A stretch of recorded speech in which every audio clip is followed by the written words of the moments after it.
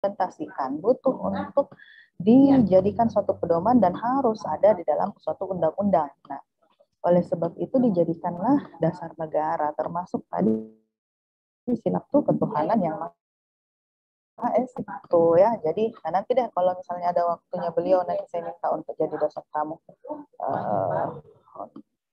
mata Pancasila.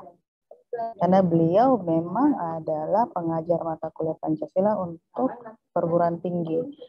Kemudian menjadi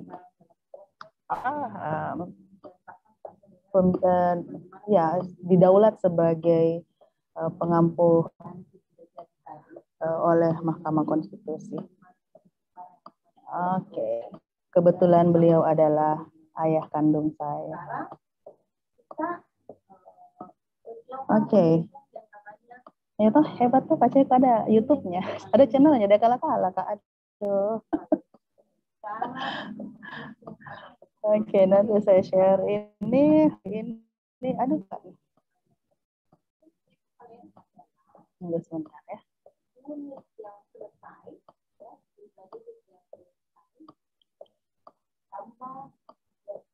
Tunggu sebentar.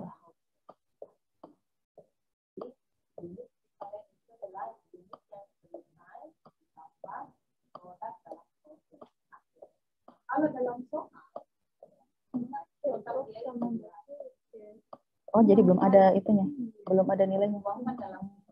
Mbak Jejes di mana tuh? Oke, mintakan itu kertas A4. Oh iya, itu. Oh, sudah. Dari semuanya itu. Thank you, Mbak.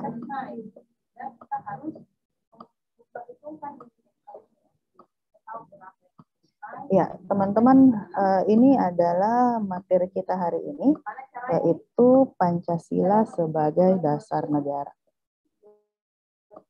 Nah, kenapa? Bagaimana caranya sehingga Pancasila itu negara? Kita lihat. Pancasila sebagai dasar negara yang autentik termaktub dalam pembukaan Undang-Undang Dasar 1945. Inti esensi nilai-nilai Pancasila yaitu ketuhanan, kemanusiaan, persatuan, kerakyatan, dan keadilan. Nah, bangsa Indonesia semestinya telah dapat mewujudkan keadilan bagi seluruh rakyat sebagaimana yang dicita-citakan, tetapi dalam kenyataannya belum sesuai harapan. Nah, disinilah tugasnya teman-teman sebagai generasi muda ini untuk berpartisipasi, berjuang, mewujudkan tujuan berdasarkan Pancasila. Jadi kita harus berkontribusi sekecil-kecilnya untuk menjadi bagian yang penting dari negara ini. Nah, kita hari ini akan menelusuri konsep negara, tujuan negara, dan urgensi dasar negara. Aduh, panas sekali. Nah, kalau konsep negara terlihat bahwa kita ini adalah manusia.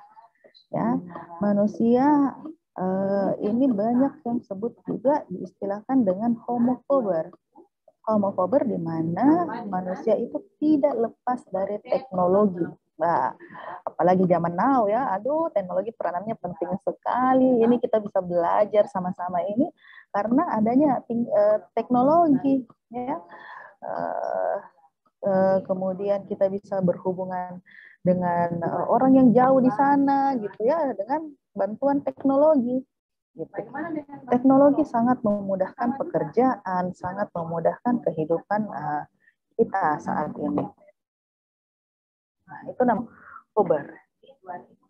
Kemudian yang kedua adalah manusia homo socius. Homo socius, homo yang manusia yang tidak bisa orang lain. Jadi makhluk sosial gitu ya. Apalagi kalau cewek-cewek, aduh, tidak bisa hidup kalau satu tidak curcol gitu, tidak curhat dengan temannya, tidak ngomong, karena memang fitrahnya manusia itu untuk selalu mau didengarkan, selalu mau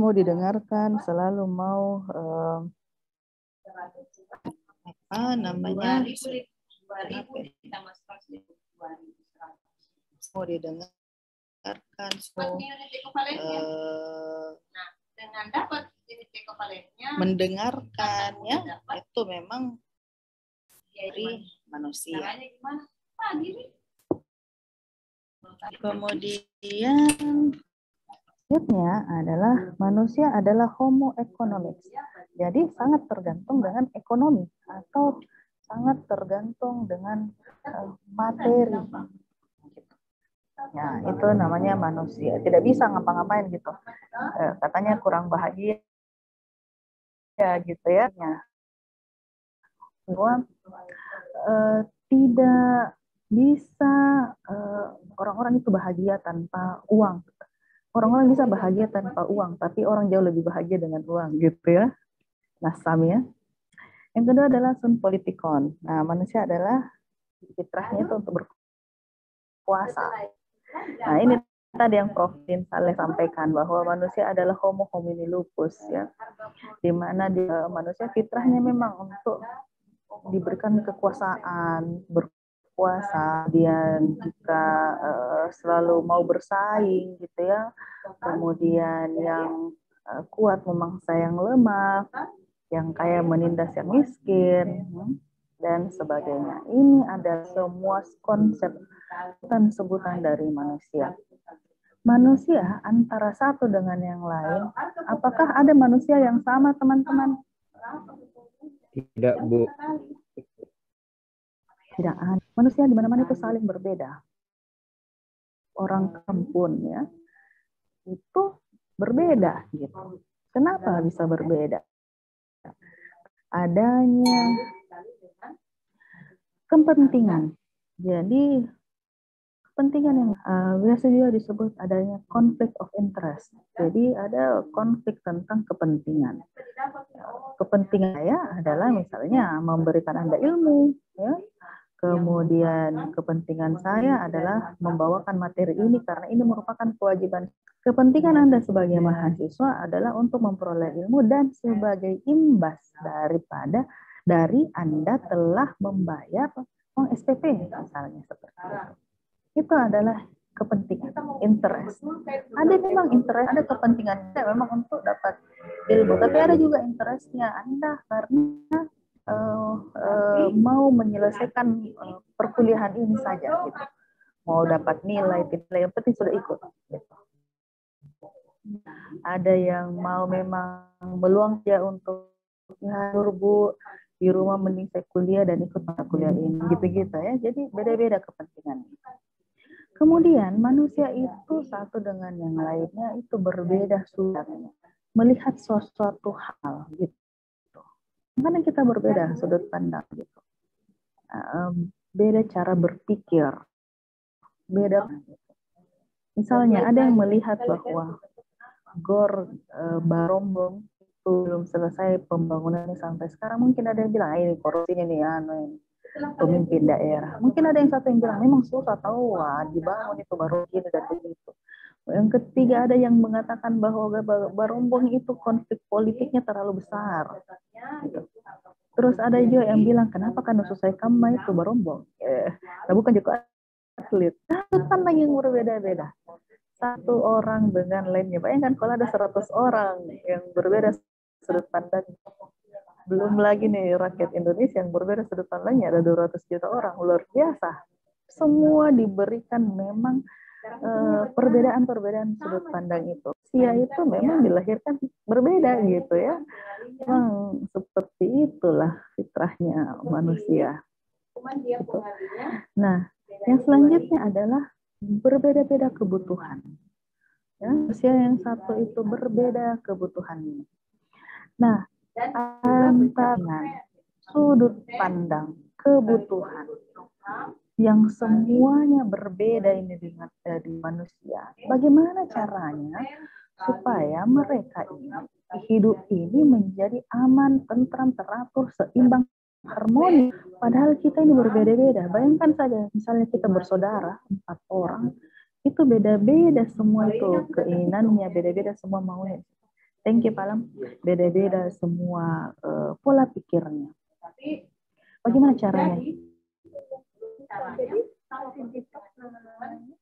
Iya.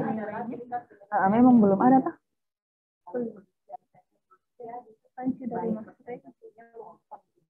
Iya, cocok. Bilang saya tadi Prof ini anunya daftar. Iya, boleh diambil yang kemarin. Dibutuhkanlah suatu sorry. Dibutuhkanlah suatu negara agar kepentingan sudut pandang kebutuhan ini bisa diakomodir dan di satu orang masing-masing pihak atau masing-masing orang, sehingga semuanya dapat berjalan sesuai dengan dalam koridor, berjalan sesuai dengan arah yang ingin dicapai atau tujuan yang ingin dicapai oleh komunitas. Disinilah peranannya suatu negara. Apakah negara itu? Nah, ada yang tahu enggak apa itu negara? Apa itu negara, Bapak Ibu sekalian, teman-teman? Negara? Ada yang tahu apa itu negara? Suatu organisasi di atas kelompok atau beberapa kelompok manusia bersama-sama. Ya, thank you Nur Hanifah. Ada lagi yang lain? Negara adalah organisasi kekuasaan yang berdaulat, pemerintahan yang melaksanakan tata tertib atas orang tuh. Sekian. Oke, thank you. Siapa lagi? Siapa lagi? Apa itu negara? Siapa yang bisa bantu apa itu negara? Negara adalah suatu struktur organisasi yang terdiri dari pemimpin dan rakyat. Ada pemimpin, rakyatnya. Good. Nah, siapa lagi? Negara juga merupakan suatu wilayah yang memiliki suatu sistem atau aturan yang berlaku bagi semua individu di wilayah tersebut. Good, very good. Aturan yang berlaku. Good, very good. Siapa lagi? Bu. Ya, Sultan Fahmi. Bentuk organisasi dari masyarakat atau kelompok orang yang mempunyai kekuasaan, mengatur dengan menyelenggarakan ketertiban dan menetapkan tujuan-tujuan dari kehidupan bersama.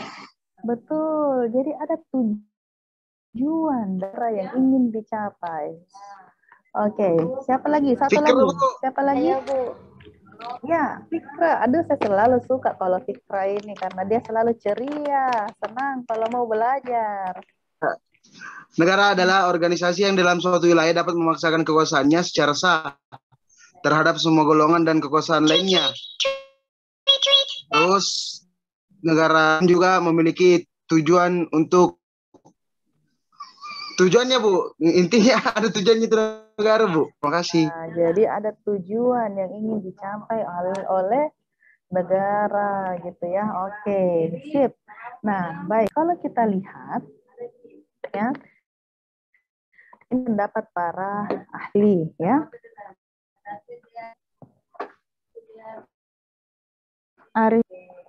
Aristoteles menyatakan bahwa negara adalah persekutuan daripada keluarga dan desa guna memperoleh hidup yang sebaik-baiknya. Jadi kalau Aristoteles mengatakan itu tujuannya supaya masyarakatnya bisa hidup yang sebaik-baik. Menurut Bodin, persekutuan dari keluarga-keluarga dengan kepentingannya yang dipimpin oleh akal dari kuasa yang berdaulat. Jadi ini kalau Aristoteles yang tadi itu kan keluarga dan desa, kumpulan keluarga-keluarga. Kemudian keluarga itu membentuk satu desa lagi, akhirnya membentuk komunitas yang lebih banyak. Nah, tujuannya ini untuk memperoleh hidup yang baik. Kalau Bodin dia bilang persekutuan daripada keluarga-keluarga dengan segala kepentingannya. Jadi masing-masing kan keluarga memiliki kepentingan yang berbeda. Nah, kemudian dari suatu komunitas itu dia oleh suatu kuasa yang berdaulat. Jadi dia diplot atau di suatu kekuasaan yang ditunjuk untuk menjalankan negara tersebut. Kalau Woodrow Wilson, dia mengatakan bahwa negara merupakan rakyat yang terorganisasi hukum dalam wilayah tertentu. Jadi, a people organized for law within a. Jadi ada yang memimpin juga ya, kalau terorganisasi artinya ada yang mengorganisir, ada yang melakukan ini, mengarahkan ini rakyat ini. Kemudian inti yang kedua adalah bahwa ini dalam suatu wilayah atau teritori. Nah, katanya Hugo de Groot atau Grotius, negara adalah suatu persatuan yang sempurna daripada orang-orang untuk memperoleh perlindungan hukum. Jadi negara tujuannya adalah melindungi masyarakatnya, melindungi. Kalau Blanchili, dia mengatakan bahwa negara adalah diri rakyat yang disusun dalam suatu organisasi. Jadi ada suatu organisasi politik. Politik selalu berkaitan dengan kekuasaan. Jadi kemudian di suatu tertentu. Jadi ada tempatnya juga. Hans Kelsen mengatakan negara adalah susunan pergaulan hidup bersama dengan tata paksa. Ada sesuatu paksa. Sedangkan Harold negara sebagai suatu organisasi paksaan. Sehingga bisa disimpulkan bahwa negara adalah suatu organisasi kekuasaan yang berdaulat yang dengan tata pemerintahan melaksanakan tata tertib di suatu daerah tertentu. Dari beberapa tadi pengertian para ahli, ada 3 unsur yang jadi syarat mutlak bagi adanya negara. Apa kira-kira? Apa kira-kira, Esa? Oh, pikir Kak. Wilayah. Rakyat, Bu. Apa Revaldi? Saya, Bu, pemerintahan. Saya, Bu. Nah, coba raise hand. Silakan raise hand. Oke. Faisal. Ya, yang pertama Ibu, unsur-unsur dasar negara itu sebagai berikut adalah rakyat atau jumlah penduduk, yang kedua wilayah, yang ketiga itu pemerintahan. Oke, good. Yunita? Sama aja Bu seperti tadi, itu juga aku jawab. Sama. Hanifah? Saya, Bu. Ada tambahan 1. Satu, unsur negara yaitu penduduk, 2, wilayah tertentu, 3, pemerintahan yang berdaulat, dan 4, pengakuan dari negara lain. Oke, good. Ya, tempat, daerah, wilayah atau teritori, kemudian ada manusianya, masyarakatnya, ada rakyatnya, ada bangsanya, dan ada organisasi atau tata kerjasama dan tata pemerintahannya. Iya, jadi ada organisasinya gitu ya. Nah, ketika unsur tersebut, ini namanya unsur konstitutif. Ya. Selain unsur konstitutif, itu unsur deklaratif, yaitu yang disampaikan tadi Nurul Hanifah, yaitu pengakuan dari negara lain. Jadi 4 hal yang harus ada dalam suatu negara, ya, tempat, manusia, organisasi, dan pengakuan dari negara lain. Very good semuanya. Kalau dilihat dari perspektif tata negara, itu bisa kita lakukan 2 pendekatan. Ya. Ada negara dalam keadaan diam, yang fokus pengkajiannya terutama kepada bentuk dan sensasi negara, dan ada juga negara dalam keadaan bergerak. Nah, fokus pengkajiannya ini terutama kepada mekanisme penyelenggaraan lembaga negara, baik di pusat maupun di daerah. Jadi kalau negara dalam keadaan diam, biasanya yang mempelajari itu hukum tata negara namanya. Tetapi kalau negara dalam keadaan bergerak, itu namanya hukum administrasi negara. Hukum tata negara itu ya dipelajari negaranya, betul-betul negaranya, negara itself begitu. Tetapi kalau hukum administrasi negara, kita mempelajari tentang lembaga negara, tentang orang-orang menyelenggarakan negara, tentang masyarakat, rakyat yang ada di dalam negara. Nah, bentuk negara, sistem pemerintahan, tujuan negara seperti yang ingin diwujudkan, serta bagaimana jalan atau cara mewujudkan tujuan negara tersebut akan ditentukan oleh dasar negara yang dianut oleh negara yang bersangkutan. Dengan kata lain, dasar negara akan menentukan bentuk negara dan sistem pemerintahan dan tujuan negara yang ingin dicapai, serta jalan apa yang ditempuh untuk mewujudkan dari suatu negara.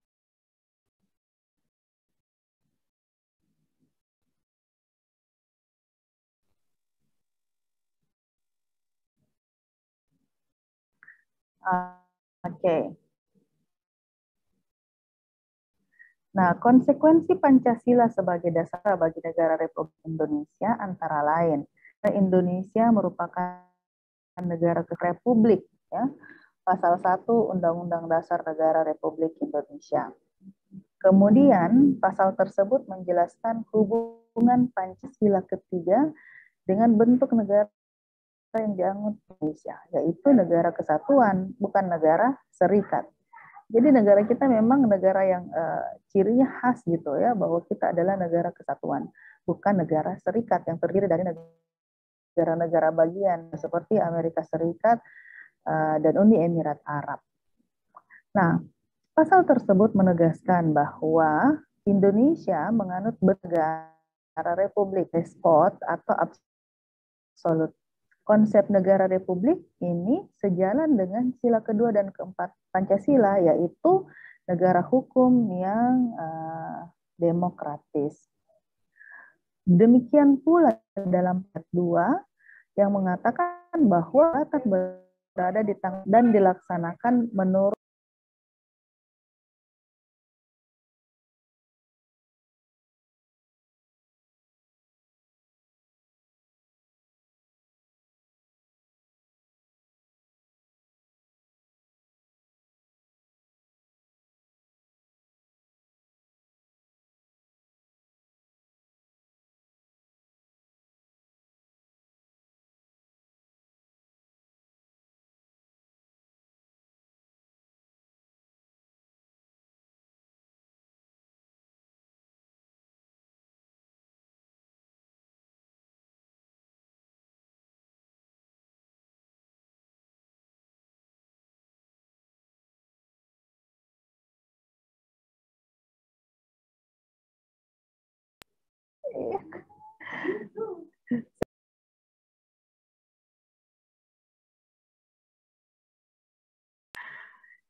Nah,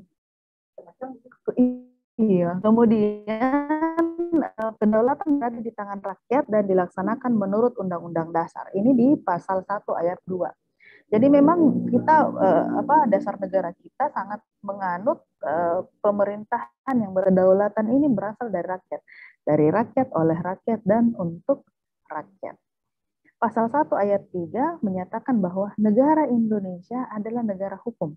Nah, ini bisa kita pahami bahwa Indonesia ini dengan sila kedua Pancasila.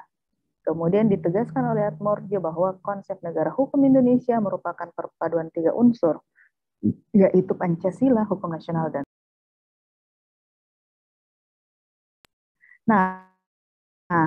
konsep tujuan negara. Ada beberapa teori ya tentang tujuan negara. Yang pertama, kekuatan dan kekuasaan. Nah, ini tokohnya ada Sanya, ada Nicole Machiavelli, kemudian ada Friedrich Nietzsche. Sanyang menyatakan bahwa satu-satunya adalah negara kuat yang berkuasa.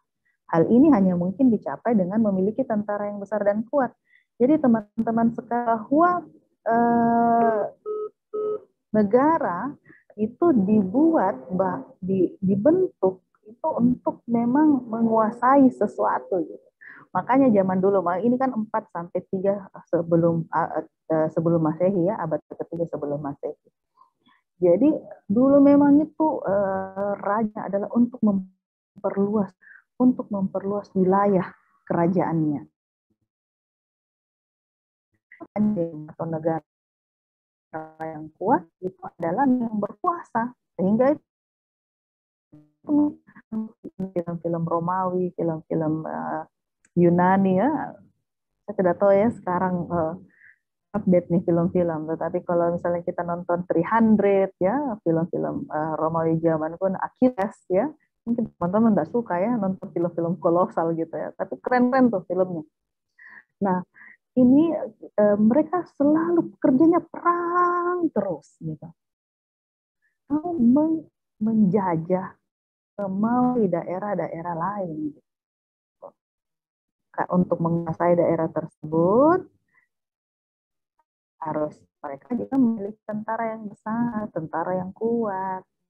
Coach juga mengatakan bahwa raja itu harus tahu bahwa dia senantiasa dikelilingi oleh orang-orang yang selalu mengintai kelemahan dan menunggu kesempatan menerkam dan merebut kekuasaannya. Maka raja haruslah menyusun dan menambah terus. Jadi di samping mereka juga raja itu sebagai pemimpin suatu negara atau kerajaan menjajah atau memperluas kekuasaan daerah harus mampu untuk bertahan, gitu. Bertahan terhadap negaranya. Jangan sampai dia mau merebut kekuasaan lain, tapi gitu di dalam, gitu. Jadi harus dia perkuat dirinya, dia bentengi dirinya untuk merebut kekuasaan daerah. Friedrich Nietzsche menyatakan bahwa umat manusia adalah penjelmaan tokoh pilihan dari mereka yang paling sempurna. Hidup adalah serba perkembangan, serba menenangkan dan menaklukkan, serba meningkat ke atas. Jadi memang harus menaklukkan. Inilah dikatakan bahwa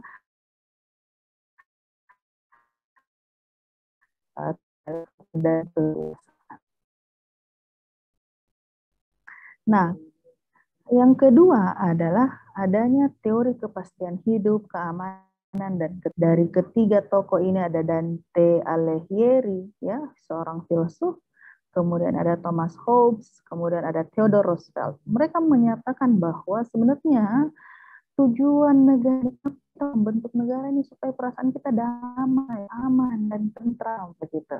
Ya, raja itu kalau kata harus paling baik maunya gitu, dan harus kemampuannya itu besar karena harus mewujudkan keadilan di antara umat manusia. Jadi ini lebih kepada perasaan gitu, main-main perasaan ini ya si Dante ya. Thomas Hobbes juga menyatakan seperti itu, bahwa perdamaian adalah unsur yang menjadi hakikat dari tujuan negara.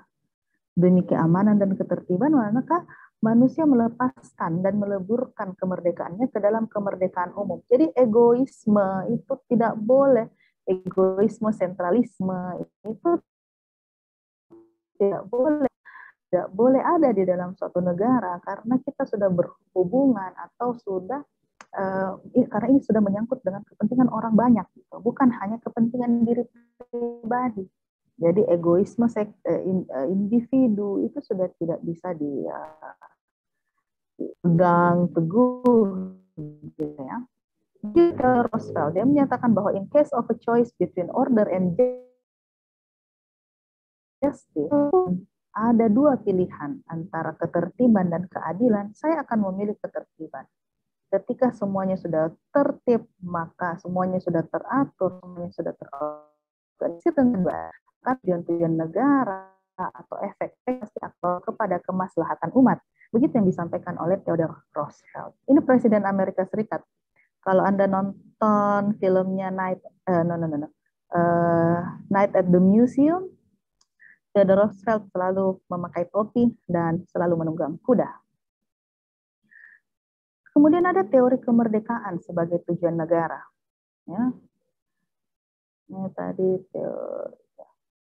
Herbert Spencer mengatakan bahwa negara itu tidak lain adalah alat bagi manusia untuk memperoleh lebih banyak kemerdekaan daripada yang dimilikinya sebelum adanya negara. Jadi negara itu alat kemerdekaan, gitu. Jadi waktu sebelum ada negara mereka sudah merdeka. Tetapi ketika ada negara, mereka harus lebih merdeka lagi. Bebas untuk melakukan apa hal yang mereka sukai, apa yang mereka kehendaki, tentu saja tetap dalam koridor-koridor keadilan, gitu ya. Immanuel Kant mengatakan kemerdekaan itu adalah tujuan terjadinya negara untuk membangun dan menyelenggarakan hukum, sedangkan hukum dibuat untuk menjamin kemerdekaan manusia. Jadi hukum dengan kemerdekaan sesuatu hal yang tidak dapat dipisahkan. Hegel juga dia mengatakan negara itu adalah suatu kenyataan yang sempurna, gitu. Keutuhan daripada perwujudan kemerdekaan manusia. Kalau Aristoteles, Aquinas, Immanuel Kant ini juga menyatakan bahwa tujuan negara itu untuk mendapat keadilan seadil-adilnya, gitu ya. Dan Muhammad Hatta dan Immanuel Kant juga menyatakan bahwa kalau tujuan negara itu adalah untuk mensejahterakan rakyatnya. Nah, kemudian jadi tujuan yang ingin dicapai oleh setiap orang mungkin sama, yaitu kesejahteraan dan kebahagiaan. Tetapi ini berbeda-beda, bahkan kadang saling bertentangan. Ada dua jalan yang ditempuh untuk mewujud. Jadi tujuan untuk sejahtera dan bahagia itu ada jalannya tuh, ada dua alirannya. Yang pertama, aliran individualis. Nah, Liber menyatakan bahwa kesejahteraan harus dicapai sistem ekonomi liberal melalui persaingan bebas. Wah, dia bikin besar-besarnya gitu ya. Semuanya orang bisa melakukan sesuatu tanpa, pokoknya liberal. Liberal itu artinya kebebasan. Kan ada juga aliran kolektivitis atau sosialis. Jangan bahwa dan kebahagiaan manusia itu hanya dapat diwujudkan melalui politik dan sistem ekonomi yang terpimpin atau totalitas. Jadi ada pemimpinnya yang bisa mengarahkan atau menunjukkan jalan atau arah kepada kesejahteraan dan kebahagiaan yang merupakan tujuan dari negara tersebut. Ini kita bisa lihat dan bandingkan suatu negara itu haruslah termaktub atau tercantum undang-undang dasar atau konstitusi negara tersebut. Saya perlihatkan konstitusi negara dari 3 negara, Amerika Serikat, Indonesia, dengan India. Amerika mengatakan bahwa in order to form a more perfect union, establish justice, ensure domestic tranquility for the common defense, promote the welfare and secure the blessings of liberty to our posterity. Jadi tujuan negaranya adalah untuk membentuk sebuah union atau serikat ya yang sempurna, kemudian menegakkan keadilan, keadilan domestik, kemudian menyediakan kebutuhan dasar, promote the welfare atau mewujudkan kesejahteraan, keamanan untuk diri dan sekitar. Ini tercantum di dalam Undang-Undang Dasar kita ya, cita-cita negara kita adalah merdeka, bersatu, berdaulat, adil dan makmur, melindungi segenap bangsa, mempadara, memajukan kesejahteraan umum, mencerdaskan kehidupan bangsa dan ikut serta melaksanakan ketertiban dunia. India dia menyatakan bahwa to constitute India into a sovereign democratic state. Jadi untuk menyatakan bahwa India negara yang menjunjung tinggi demokrasi dan to secure to all its citizens, untuk memberikan keamanan bagi seluruh warganya, justice, keadilan sosial, economic, liberty of thought, kebebasan untuk berpikir, berekspresi, berkeyakinan, kepercayaan, ya, berketuhanan. Kemudian equality of status and opportunity, keadilan persamaan status dan kesempatan, and to promote among them all fraternity, assuring the dignity of the individual and unity of the nation. Jadi ya semuanya ini tujuan dari negara yang termaktub di dalam undang-undang dasar mereka atau dasar konstitusi negara mereka. Kalau kita ada dua tuh tujuannya kalau Indonesia ya. Kalau kita lihat pendekatan kesejahteraan dan pendekatan.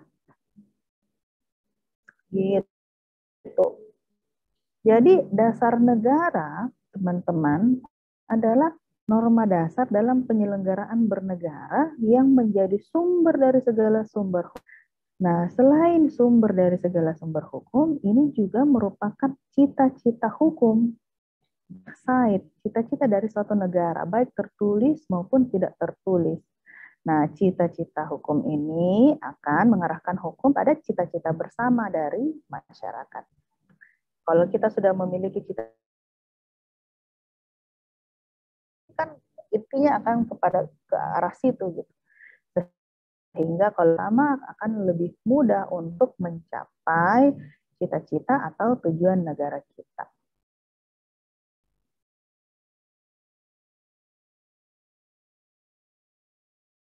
Dimasukkan ke dalam prinsip-prinsip atau norma-norma hukum, ya. Kalau norma hukum kita Undang Nomor 12 Tahun 2011 tentang pembentukan peraturan perundang-undangan. Ini namanya hierarki perundangan. Yang paling tinggi, nanti nih lebih dalam kajiannya pada administrasi negara, ya. Tapi ini saja nih sekilas ya tentang hierarki peraturan perundang-undangan. Tinggi itu di negara kita, teman-teman, adalah Undang-Undang Dasar Negara Republik Indonesia. Kemudian yang kedua adalah TAP MPR, yang ketiga adalah undang-undang atau Perpu, kemudian perintah presiden, peraturan daerah provinsi atau peraturan daerah kabupaten dan kota. Ini tadi yang saya sebutkan bahwa HAN, hukum administrasi negara, kita akan bahas lebih dalam. Tetapi yang perlu saya sampaikan bahwa hierarki atau peraturan perundang-undangan ini saling bertentangan satu dengan yang lain. Ada beberapa asas di dalam hierarki peraturan perundang-undangan. Yang pertama, ya, tidak ada saya tulis ya, tapi namanya gini.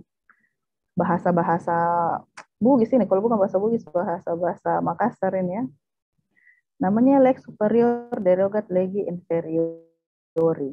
Tidak boleh peraturan lebih rendah mengalahkan peraturan yang lebih tinggi, atau peraturan lebih tinggi tidak boleh bertentangan dengan peraturan yang lebih rendah. Nah, kita lihat bahwa Undang-Undang Dasar itu adalah peraturan yang paling tinggi. Jadi kalau ada TAP MPR bertentangan dengan Undang-Undang Dasar, maka TAP MPR itu haruslah dibatalkan. Karena dia bertentangan tuh dengan aturan yang lebih tingginya. Kalau ada misalnya peraturan pemerintah yang tidak sesuai dengan undang-undang, maka peraturan pemerintahnya juga harus dibatalkan. Harus dibatalkan ya. Batal demi hukum namanya. Kan ada dua kalau batal, dapat dibatalkan dan batal demi hukum. Kalau batal demi hukum. Peraturan daerah tidak boleh bertentangan dengan peraturan pemerintah atau peraturan presiden. Ini namanya juga batal demi hukum. Tidak boleh bertentangan dengan peraturan yang lebih tinggi. Kemudian ada orangnya nih. Nah, kemudian asas yang kedua namanya asas lex specialis derogat legi general. Artinya peraturan yang lebih khusus tidak boleh bertentangan dengan peraturan yang lebih umum. Misalkan ini peraturannya setingkat nih. Misalnya nih, ada undang-undang tentang perlindungan anak, ya, yang menyatakan bahwa anak di bawah umur itu diperadilankan, anak di bawah, usianya di bawah 17 tahun. Nah, dia tidak boleh bertentangan dengan hukum atau undang-undang acara peradilan anak, karena sama, tidak boleh misalnya di undang-undang perlindungan anak dikategorikan umur 17 tahun ke bawah, sedangkan di undang-undang acara peradilan anak adalah orang dengan usia 16 tahun ke bawah. Nah, itu kan bertentangan. Nah, itu juga tidak boleh. Selanjutnya ada juga asas yang ketiga, namanya lex posteriori derogat legi priori. Nah, Kalau lex posteriori artinya aturan atau undang-undang itu undang-undang yang baru mengalahkan undang-undang yang lama. Jadi, misalnya nih ada undang-undang pemerintahan daerah nomor 30 tahun 2014. Tunggu dulu, 2004.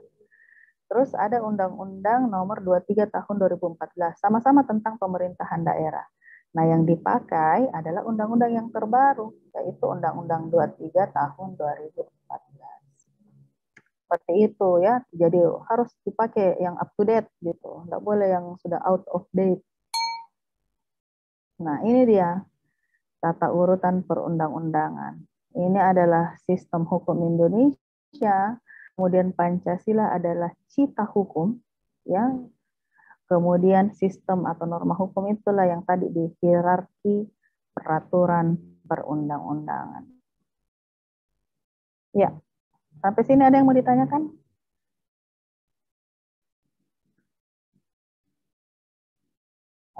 Dia belajar negara, makanya teman-teman kan sudah kuliah ya, sudah mahasiswa. Ini memang pembahasannya bakal nih. Jadi teman-teman itu harus banyak belajar, harus banyak baca buku ya untuk memperkaya hasanah gitu, pandangan, pola pikir, cara berpikir. Makin banyak kita membaca, itu makin banyak wawasan yang kita akan peroleh. Untuk mata kuliah pendidikan Pancasila saya ada beberapa literatur ya. Ini saya bisa perlihatkan. Ini ada pendidikan Pancasila untuk perguruan tinggi. Ini bukunya seperti ini. Kita baca. Ini dari Dr. Haji Kabul. Kemudian ini ada Pancasila, eksistensi dan aktualisasi. Ini dari Dr. Hernadi Afandi. Kemudian ini ada juga paradigma baru pendidikan Pancasila dari Prof. Tukiran Muhammad Afifi Miftah. Ya, jadi teman-teman bisa banyak baca buku Pancasila itu banyak sekali. Kalau ada waktu ya silakan ke perpustakaan di kampus itu banyak sekali buku Pancasila. Buku mata kuliah lain juga banyak. Jadi teman-teman bisa berkunjung. Enggak apa-apa ya sekali-sekali yang enggak berkerumun kita enggak berkumpul datang aja ke kampus gitu, pakai masker ya, asalkan tidak demam dan sudah yakin bahwa dirinya sehat, silakan jalan-jalan. Perpustakaan kita buka dari pukul 7:30 sampai pukul 4. Jadi kalau mau lihat-lihat itu banyak sekali koleksinya. Terus letaknya juga sangat strategis karena di lantai 1. Ya. Ada pertanyaan sampai sini? Ada yang mau disampaikan? Tidak ada? Siapa yang tidak hadir?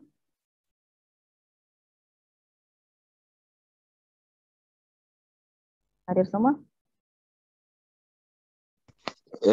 Itu tadi Bu, ada sementara masuk di Zoom, tiba-tiba keluar dari Zoom-nya karena jaringan. Jadi terkendala. Iya. Jadi yang bermasalah adalah dianya, bukan jaringan toh? Jaringannya bukan Zoom-nya. Iya, jaringannya Bu, tiba-tiba langsung keluar dari Zoom-nya.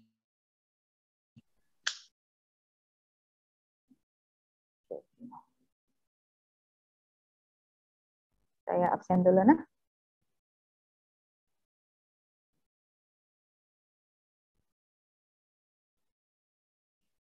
Hari ini Pancasila sebagai dasar negara.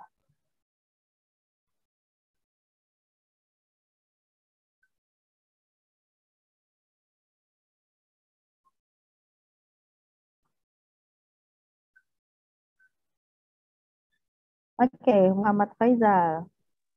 Siap, hadir Bu. Rifki Rahman. Rifki? Mana Rifki Rahman ini? Nggak pernah hadir. Hadir Ki?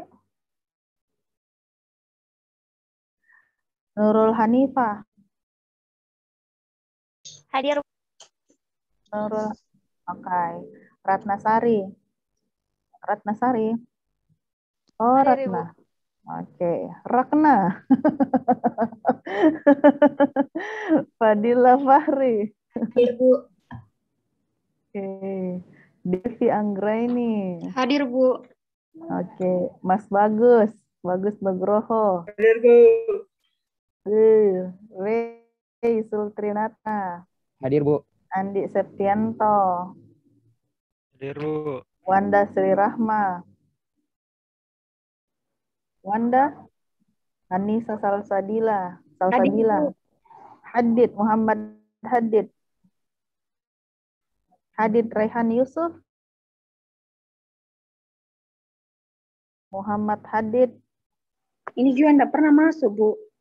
Oh, enggak ada pernah ini, Di. Oke, ada 2. Ya. Betul. Dewi Aprianti. Hadir, Bu. Indasari. Indasari. Indasari. Bu. Oke, Indasari. Siti Akila. Hadir, Bu. Muhammad Hadir, Revaldi. Ibu. Hadir, Ibu. Oke, Revaldi Hadir, Bu. ada. Oke, Yusmayani. Hadir, Ibu. Asrul Hidayat. Hadir, Bu. Andi Fikra. Hadir, Bu. Elda. Hadir, Bu. Andi Audia. Hadir, Bu. Yunita. Hadir, Bu. Muhammad Amira. Jaringannya tadi, Bu. Amira, Bu. Jelek jaringannya. Jadi tadi dia coba masuk tapi enggak masuk. Kok jelek jaringannya, Bu. Jadi enggak bisa masuk. Citra Fauzia. Hadir, Bu. Zulfahmi. Dan Hadir, Bu. Nur Hadid. Oke deh. Mantap ya. Ketua kelasnya sudah foto kayak ini.